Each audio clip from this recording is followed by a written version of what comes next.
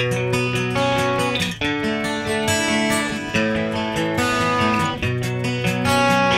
Students, welcome to my YouTube channel Mathverse MBA MCA। देखिए, हमने नया टॉपिक शुरू किया है जिसका नाम है ग्राफ थ्योरी। और आज के इस वीडियो में हम बहुत सारे इंपॉर्टेंट टॉपिक देखने वाले हैं ग्राफ थ्योरी के। तो ये मेरा वीडियो आप एंड तक ज़रूर देखिए क्योंकि ये बहुत इंपॉर्टेंट टॉपिक है। बेसिक कंसेप्ट यहाँ पे मैंने पूरे कवर किए हुए हैं, तो आपको इस वीडियो को मिस बिल्कुल नहीं करना है, ठीक है। तो ये वीडियो स्टार्ट करने से पहले आप सबसे मेरी रिक्वेस्ट है, प्लीज़ मेरे चैनल पे आप अगर नए हो तो मेरे चैनल को सब्सक्राइब जरूर कर लीजिए, लाइक कीजिए और ज़्यादा से ज़्यादा शेयर जरूर कीजिए। चलिए ये अपना नया टॉपिक शुरू करते हैं। अभी देखिए, पहला वाला कंसेप्ट क्या है, वॉक, ठीक है। अभी देखिए वॉक किसको बोलेंगे। अ walk is a finite alternating sequence V1, E1, V2, E2, V3, E3 up to En, Vn of vertices and edges beginning and ending with same और डिफरेंट वर्टाइसेस, ठीक है। अभी देखिए हम वॉक किसको बोलने वाले हैं, यहाँ पे V1, E1 ये क्या, V1 क्या रिप्रेजेंट कर रहा है, वर्टाइसेस है, और E1, E2, E3 ये क्या है, एजेस है, ठीक है। तो वॉक क्या है कि यहाँ पे देखिए हम कौन से भी वर्टेक्स से यहाँ पे स्टार्ट कर सकते हैं और कौन से भी वर्टेक्स पर हम यहाँ पे उस वॉक को एंड कर सकते हैं। अभी जैसे फॉर एग्जांपल मैं अगर यहाँ पे इस डायग्राम में देखिए, अगर वर्टेक्स ए से मैं स्टार्ट करती हूँ, ठीक है, तो देखिए ए E10, यहाँ पे देखिए मेरा वर्टेक्स रहेगा G, ठीक है। तो देखिए अगर मैं वर्टेक्स ए से स्टार्ट करती हूँ तो ये वॉक कैसे हो जाएगा, A, E10, G, E7, D, E5, C, right. मतलब मैंने यहाँ पे वॉक शुरू किया है वर्टेक्स ए से और मैंने यहाँ पे एंड किया है वर्टेक्स सी से। हम कौन सा भी स्टार्टिंग वर्टेक्स कौन सा भी ले सकते हैं, आप ए ले लो, एफ ले लो, ई ले लो, यहाँ पे जितना भी वर्टेक्स है उसमें से कौन से भी वर्टेक्स से आप स्टार्ट कर सकते हो, ठीक है, और कौन से भी वर्टेक्स पे उसको एंड कर सकते हो। अभी फॉर एग्जांपल मैं यहाँ पे फर्स्ट वॉक लिख लेती हूँ। देखिए यहाँ पे क्या बोला है मैंने, अ walk is a finite alternative sequence V1, E1, यानी कि फर्स्ट क्या आएगा आपका वर्टेक्स एज और एंड आपका कौन से भी वर्टेक्स पे आप कर सकते हो, ठीक है। आपका जो स्टार्टिंग वर्टेक्स रहेगा आप वहीं पे उसको क्लोज कर सकते हो या फिर आप दूसरे वर्टेक्स पे भी उसको एंड कर सकते हो। अभी देखिए यहाँ पे मैं एक वॉक लिख लेती हूँ। फॉर एग्जांपल अगर मैं ए से स्टार्ट करती हूँ तो देखिए ए, E1, F, E13, E, उसके बाद में देखिए E6 और D। यहाँ से मैंने स्टार्ट किया, यहाँ पे देखिए ए से स्टार्ट किया, E1, F, E13, E, E6, D, यहाँ पे मैंने एंड किया। मतलब स्टार्टिंग और एंडिंग वर्टेक्स मेरे डिफरेंट है, ठीक है।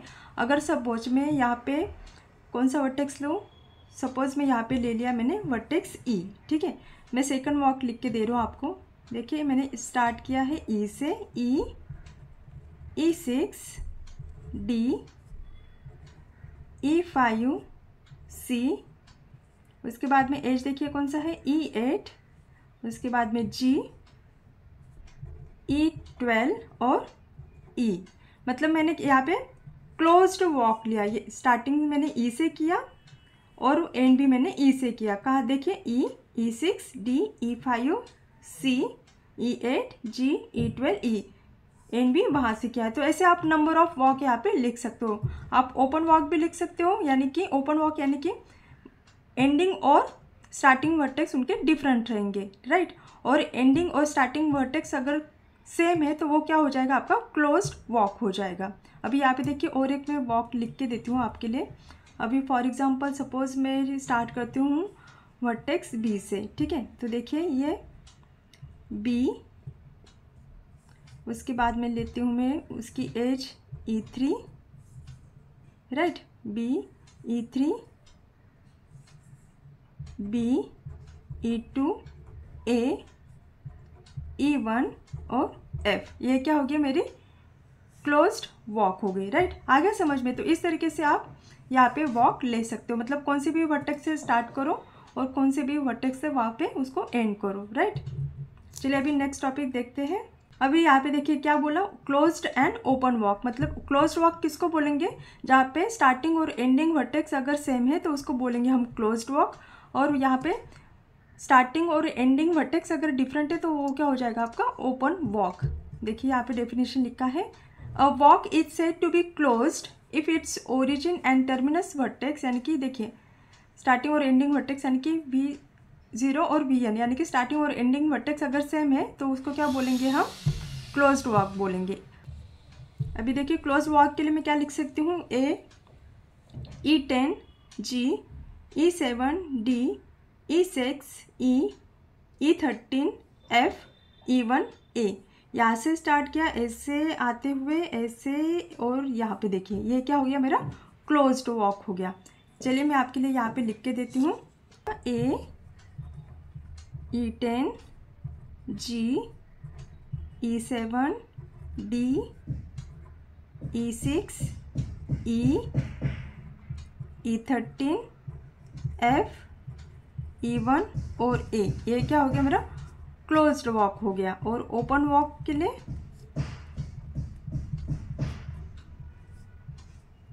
देखिए मैं अगर G से स्टार्ट करती हूँ तो G E7 D E6 और E, ये क्या हो गया, मेरा ओपन वॉक हो गया। देखिए नेक्स्ट टॉपिक क्या है, लेंथ ऑफ वॉक।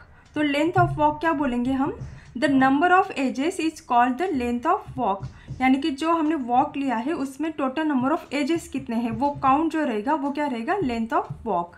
ठीक है, अभी यहाँ पे देखिए ये जो मैंने क्लोज्ड वॉक लिया है, यहाँ पे देखिए एजेस कितने हैं, ये देखिए E10 है, E7 है, E6 है, E13 है, E1 है, यानी कि 1, देखिए 1 2 3 4 5 एजेस है, राइट। तो ये जो क्लोज्ड वॉक है उसकी लेंथ कितनी आ जाएगी, 5। अगर ये ओपन वॉक अगर हम लेते तो यहाँ पे देखिए 1 2, यहाँ पे कितने, इस वॉक की लेंथ कितनी हो जाएगी, 2, राइट। तो इस तरीके से हम वॉक की लेंथ फाइंड आउट कर सकते हैं। Total number of edges in that walk, that is called as the length of walk. अभी देखिए नेक्स्ट क्या है, trail. Any walk having different edges is called trail, यानी कि देखिए अभी आपको तो वॉक समझ में आ गया कि हम कौन सी भी वर्टेक्स से स्टार्ट कर सकते हैं और यहाँ पे मतलब ट्रैवर्स कर सकते हैं उस ग्राफ में, राइट, जो भी मतलब डायग्राम दिया है उसमें। तो यहाँ पे देखिए ट्रेल किसको बोलेंगे हम, any walk having different edges is called trail, यानी कि यहाँ पे रिपीटेशन ऑफ एजेस नहीं होगा तो उसको हम क्या बोलेंगे, ट्रेल बोलेंगे। नेक्स्ट देखिए circuit. A closed trail is called circuit, यानी कि देखिए यहाँ पे क्या होगा, यहाँ पे भी वॉक होगा लेकिन यहाँ पे रिपीटेशन ऑफ एजेस नहीं होगा और यहाँ पे स्टार्टिंग और एंडिंग वर्टेक्स क्या रहेगा, सेम रहेगा, क्योंकि यहाँ पे क्या बोला है, सर्किट बोला है। सर्किट बोले तो यहाँ पे स्टार्टिंग और एंडिंग वर्टेक्स क्या रहेगा, सेम रहेगा। ठीक है, नेक्स्ट देखिए path. A walk is called path if all the vertices are not repeated. ठीक है, देखिए ट्रेल में क्या होता है कि यहाँ पे एज का रिपीटेशन नहीं होना चाहिए और पाथ क्या होता है, वहाँ वर्टेक्स का रिपीटेशन नहीं होना चाहिए, उसको क्या बोलते हैं हम, पाथ बोलते हैं। अभी देखिए ट्रेल किसको बोलते हैं, any walk having different edges is called trail. अभी देखिए यहाँ पे अगर मैं ए से स्टार्ट करती हूँ तो देखिए A E10 G E7 D E6 E E13 और F, यहाँ से स्टार्ट किया और यहाँ पे देखिए मैं यहाँ F तक एंड किया, यानी कि देखिए कौन कौन से एजेस है, E10 E7 E6 और E13, एक भी एज यहाँ पे रिपीट नहीं हो रही तो इसको हम क्या बोलेंगे, ट्रेल बोलेंगे। ठीक है, और सर्किट, सर्किट क्या होता है, ऐसा ट्रेल, सर्किट का डेफिनेशन क्या बोला मैंने, a closed trail. Closed trail अभी देखिए कैसे होगा, अगर सपोज मैं ए से स्टार्ट करती हूँ, A E10 G E7 D E6 E E13 F E1 और A, यानी कि स्टार्टिंग और एंडिंग वर्टेक्स सेम रहेगा और यहाँ पे एक भी एज रिपीट नहीं होगी। तो देखिए A E10 G E7 D E6 E E13 F E1 और A, ये क्या हो गया, मेरा सर्किट हो गया। ठीक है, और यहाँ पे देखिए ये जो मैंने एग्जांपल दिया, A E10 G E7 D E6 E E13 F, यानी कि देखिए अगर मैं यहाँ से स्टार्ट करती हूँ ऐसे और यहाँ से मैं स्टार्ट करूँ और एफ तक एंड हो रही, तो ये क्या हो जाएगा, मेरा पाथ हो जाएगा। पाथ क्यों हो जाएगा, क्योंकि देखिए यहाँ पे एक भी वर्टेक्स मेरा रिपीट नहीं हो रहा है, A G D E और F, राइट। तो एक भी वर्टेक्स रिपीट नहीं हो रहा है इसलिए हम इसको क्या बोलेंगे, पाथ बोलेंगे। तो देखिए यहाँ पे 2 पॉइंट्स तो आपको समझ में आ ही गए होंगे। ट्रेल में क्या होता है, नो रिपीटेशन ऑफ एज, यहाँ पे एज की रिपीटेशन नहीं होती है। कहाँ पे, ट्रेल में। और पाथ में वर्टाइसेस की रिपीटेशन नहीं होती है।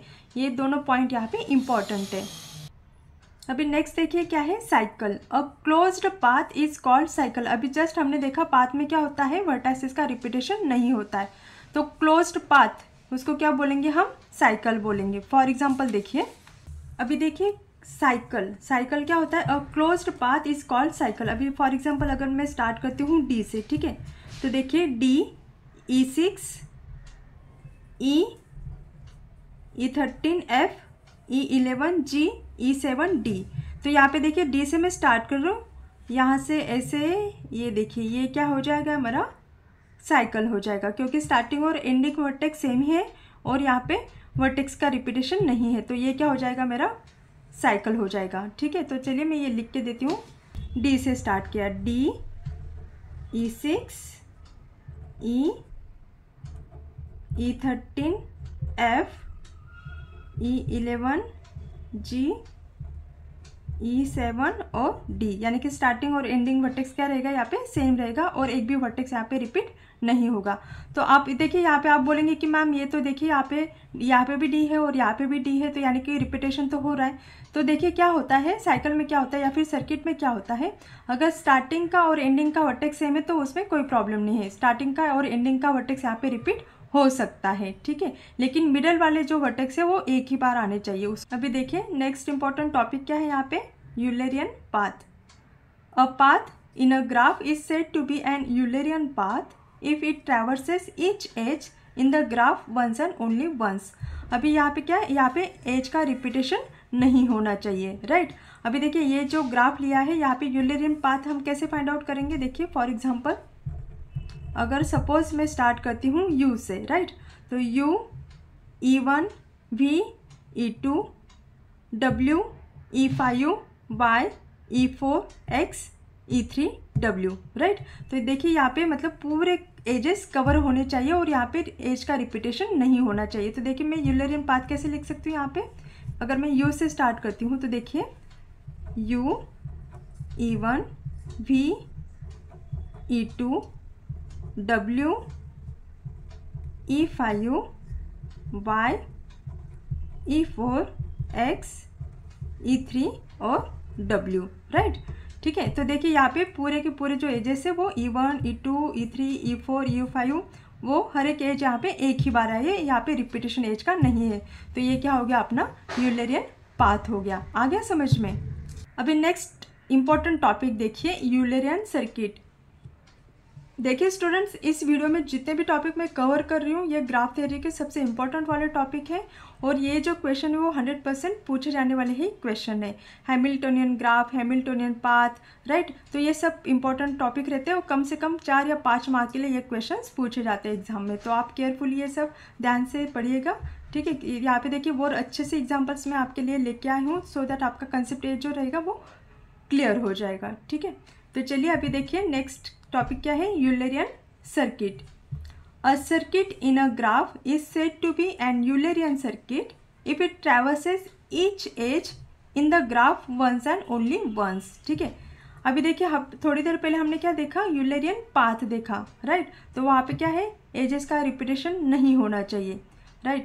और यहाँ पे क्या है, a circuit in a graph is said to be an Eulerian circuit, यहाँ पे भी हर एक एज एक ही बार आनी चाहिए। तो देखिए अभी ये जो डायग्राम है यहाँ पे हम यूलरियन सर्किट कैसे फाइंड आउट करेंगे। अभी चलिए मैं क्या करती हूँ, ये जो मेरा वर्टेक्स है L, ठीक है, मैं यहाँ से स्टार्ट करती हूँ। तो देखिए कैसे लिखूँगी मैं यहाँ पे, ये देखिए L से मैं स्टार्ट कर रही हूँ। तो L, E11, K, E10, J, E9, I, E8, H, E7, G, E6, F, E5, E, E4, D, E3, C, E2, B, E1, A, यहाँ पे देखिए E12, आ गए हम यहाँ पे L, E17, L से फिर हम यहाँ पे ले रहे E17, उसके बाद में J, E16 H, E15 F, E14 D, E18 B, E13 L। ठीक है, तो देखिए यहाँ पे क्या हो रहा है, वर्टेक्स रिपीट हो रहा है, लेकिन जो एज है, हर एक एज यहाँ पे सिर्फ एक ही बार आ रही है। आ गया समझ में?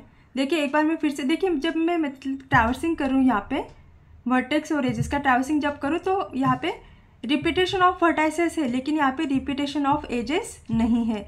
यूलरियन सर्किट में क्या होता है, हर एक एज जो है वो एक ही बार आती है। देखिए आपके अंडरस्टैंडिंग के लिए मैं फिर से एक बार बोल रही हूँ, यहाँ पे ध्यान से देखिए मैं कौन से वर्टेक्स से स्टार्ट किया, एल से स्टार्ट कर रही हूँ। ठीक है, तो मैं सबसे पहले क्या करूँगी, जो बाहर के एजेस है वहाँ पे जाऊँगी। ठीक है, और उसके बाद में फिर अंदर के जो एजेस है, यहाँ पे देखिए ये जो अंदर के एजेस है, ये E17, E16, E15, E14, E18, E13, तो अंदर के एजेस में ट्रैवर्स करूँगी। सबसे पहले मैं बाहर के एजेस ट्रैवर्स करने जा रही हूँ, उसके बाद में फिर अंदर के एजेस, सो दैट यहाँ पे पूरे के पूरे एजेस कवर हो सके। यूलरियन सर्किट में क्या होता है कि ग्राफ में जितने भी एजेस है, पूरे एजेस यहाँ पे कवर होने चाहिए और एजेस का रिपीटेशन नहीं होना चाहिए। देखिए एल से स्टार्ट कर रही हूँ, L, E11 K, E10 J, E9 I, E8 H, E7 G, E6 F, E5 E, E4 D, E3 C, E2 B, E1 A, E2 के बाद फिर से मैं L की तरफ आऊँगी। ठीक है, अभी उसके बाद में देखिए L के बाद फिर से आ जाएगा E17 J, E16 H, E15 F, E14 D, E18 B, E13 L। यानी कि स्टार्टिंग का वर्टेक्स और एंडिंग का वर्टेक्स मेरा L ही है और यहाँ पे हर एक एज कवर हो रही है।